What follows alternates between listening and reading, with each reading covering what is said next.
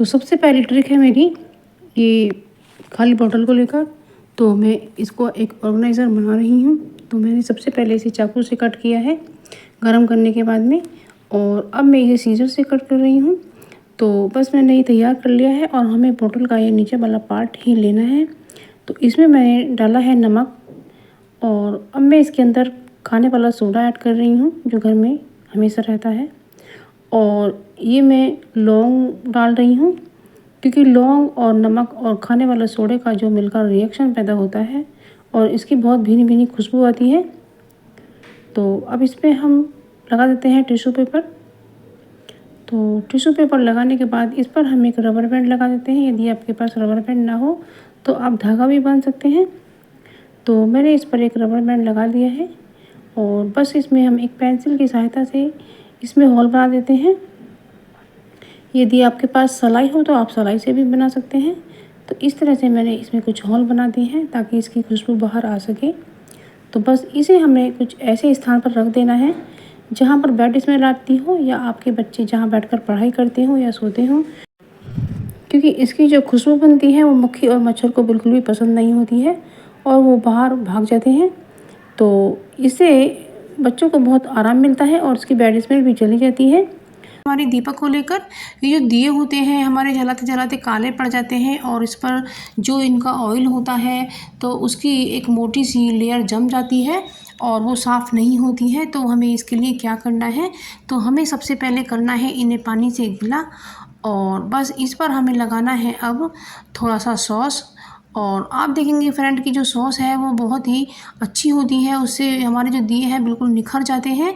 तो ये हमारे पास सॉस का जो पाउच है वो आधा ख़त्म हुआ पड़ा हुआ था, तो इस पर लगा देते हैं और हमारे दीपक आराम से चमक जाएंगे और इस सॉस का भी यूज़ हो जाएगा। तो आप देख सकते हैं कि मैं किस तरह से साफ़ कर रही हूँ। इस तरह का जो स्क्रॉच ब्राइट का झूना होता है और थोड़ा सा तो बर्तन बार भी इसमें लगा लेते हैं और इससे एक बार हम साफ़ कर लेते हैं, तो हमारा दिया बिल्कुल चमक उठेगा और इसकी साइन वापस लौट आएगी और ये बिल्कुल नया जैसा हो जाएगा है। और बस अब इन्हें हम अपने दीपक को जहाँ पर आपको काला लगे वहाँ पर ज़्यादा रगड़िएगा।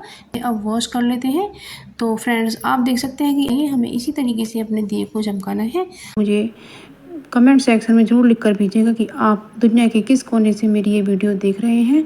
तो मैंने मिक्सी का जो बड़ा वाला जार होता है फ्रेंड्स उसमें ये चटनी बनाई है, क्योंकि जो बड़ा ग्राइंडर होता है उसमें हमारी चटनी सही से नहीं बन पाती है, क्योंकि उसके कटर हमारे थोड़े सही नहीं हैं। और इसमें भी बहुत अच्छी चटनी बनती है क्योंकि ये नीचे से छोटा होता है। और मैंने इसमें कैरी का अचार डाला है जो हींग वाला होता है। हींग और नमक और मिर्ची इसमें होती है, चटपटी मिर्ची होती है। और इसमें मैंने थोड़ा जीरा डाला है और थोड़ा मिर्ची पाउडर ऐड किया है। यदि आपके पास हरी मिर्ची हो तो वो भी डाल सकते हैं। और मैंने धनिया पाउडर और सादा नमक ऐड किया है। आप इसमें ब्लैक सॉल्ट भी डाल सकते हैं। और मैंने आधा चमचा इतना ही पानी और ले ली हूँ, मैंने 1 चमचा करीब पानी डाला है। और बस इसको मैं अच्छे से पीस लेती हूँ। अब मैंने ये ग्राइंड कर लिया है। आप देख सकते हैं कि कितनी अच्छी चटनी बनकर के तैयार हुई है। और ये चटनी फ्रेंड्स बहुत ही अच्छी होती है। यदि आप एक बार खा लेंगे ना तो आपको बार बार खाने का मन करेगा। और ये साथ ही साथ आयुर्वेदिक दवाई भी होती है जो पेट को अच्छा रखती है। अगली ट्रिक आती है कॉम्ब को लेकर। क्या होता है कि जो हमारे कंघे होते हैं इसकी जो नोक होती है वो बहुत ही नुकीली होती है और बहुत तीखी होती है। तो इससे हमारे जो सर में चोट भी लग सकती है और खून भी निकल आता है कई बार तो, और बच्चे काटने से मना करते रहते हैं। तो इसलिए इस पर हमें लगाना है नेल पेंट। तो इस कंघे का तीखापन कम हो जाएगा। तो नेल पेंट से इसका तीखापन कम हो जाएगा। तो आप इस तरह से नेल पेंट लगाइएगा फ्रेंड्स। तो आप अपने कंघे को चेक कीजिएगा, जो तीखा है उस पर नेल पेंट लगाकर उसका तीखापन कम कर सकते हैं। और इसे लगाने के बाद सुखा दीजिएगा। लगाने के बाद तुरंत ही नहीं कंघी कीजिएगा, नहीं तो ये नेल पेंट आपके बालों में भी चिपक सकता है। और इस तरह से हम ये भी कंघा हमारा बहुत ही तीखा है तो इस पर भी हम लगा देते हैं।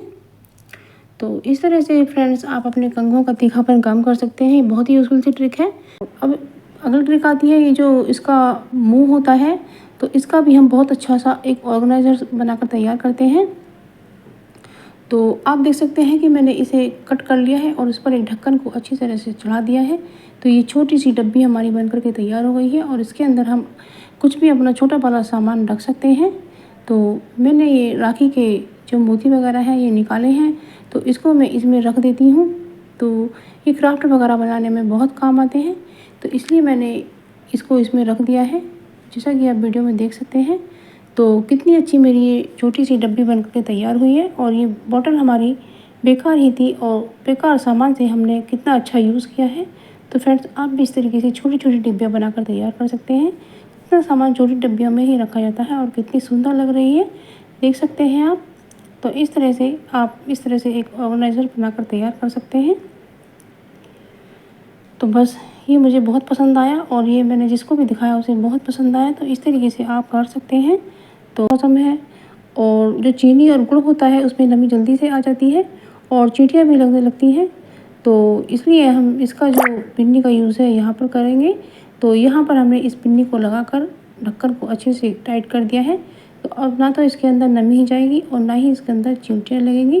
तो ये बहुत ही यूज़फुल सी ट्रिक है, आप इस तरह से कर सकते हैं और ये ट्रिक भी आपको ज़रूर से पसंद आई होगी। तो अब अगली ट्रिक आती है मेरी। तो जो ये बॉटल होती है हमारी, जो कटा हुआ पार्ट है, इसका भी हम इस्तेमाल करेंगे और इसके अंदर हम इस तरह से टिश्यू पेपर भी रख सकते हैं। तो इस तरह से हम टिश्यू पेपर रखे रहेंगे। तो अब जो बॉटल का ऊपर का पार्ट है तो उसको भी हम इस्तेमाल करके दिखाएंगे। इस तरह से एक डब्बे में रखने के बाद इस तरह से आप अपने चाकू या टूथब्रश या पेंसिल को रख सकते हैं। तो अब ये हमने करौंदे मंगाए हैं। तो फ्रेंड्स, आप देख सकते हैं कि ये करौंदे हमने सब निकाल लिए हैं और इन्हें हम अच्छे से वॉश कर लेते हैं। देख सकते हैं इनका कितना प्यारा कलर है और कितने सुंदर लग रहे हैं, बिल्कुल गुलाब के कलर जैसे। तो मैंने ये धोकर साफ़ कर लिए हैं। इनमें मिर्ची डाल करके बनाया जाता है और ये खट्टे होते हैं और ये बहुत ही टेस्टी लगते हैं। तो इस तरह से मैंने मिर्ची को काट लिया है और अब करौंदे को कट कर लेती हूँ। और करौंदे को हमें 2 पार्ट में काटना है क्योंकि ये छोटे छोटे तो होते हैं और बनने के बाद भी ये कुछ बुझ जाते हैं। तो इस तरह से आप इनके 4 भाग ना करें, 2 ही भाग करें। तो इस तरह से आप अपने करौंदे को काटिएगा फ्रेंड्स।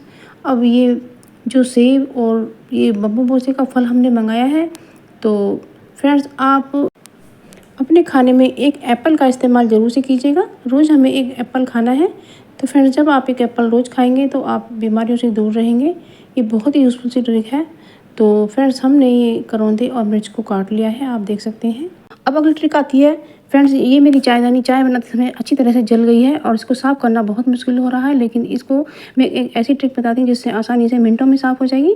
तो मैंने इसमें डाला है नमक और खाने वाला सोडा जो घर में अवेलेबल रहता है, और इसमें डालूंगी मैं विनेगर। तो इसमें मुझे विनेगर डालना है। इसका जो तीनों चीज़ों का जो रिएक्शन होता है, तो फ्रेंड्स ये हमारी जो चायदानी के अंदर जमी हुई चाय है जली हुई, ये बिल्कुल रिमूव हो जाएगी। तो आप देखते जाइएगा, मैंने जो लोहे वाला स्क्रबर होता है वो लिया है और कितनी ही सावधानी से ये हटता जा रहा है, आप देख सकते हैं। तो विनेगर और खाने वाला सोडा और नमक डाल करके इसका ऐसा रिएक्शन होता है कि मिनटों में हमारी चायदानी साफ़ हो जाती है और ये चाय जलकर अच्छी तरह से इसमें चिपक गई थी, आप देख सकते हैं। अब थोड़ा सा रह गया है और कुछ साफ़ हो गया है, तो मैं फिर से अब इसमें डिश वॉश लगा करके थोड़ा सा स्क्रबर से रगड़ देती हूँ और ये चायदानी हमारी बिल्कुल चांदी की तरह साफ़ हो जाएगी। तो देख सकते हैं मैंने डिश वॉश लगा करके फिर से इसे थोड़ा सा स्क्रब कर दिया है। तो बस इस तरीके से मैं अपनी चायदानी को साफ़ कर पाई हूँ और ये घंटों का काम मिनटों में मेरा हो गया है। तो इस तरह से ये जो तीनों चीज़ें मिलती हैं, तो इससे हमारी जली हुई जो बर्तन होता है वो बिल्कुल अच्छे से साफ़ हो जाता है।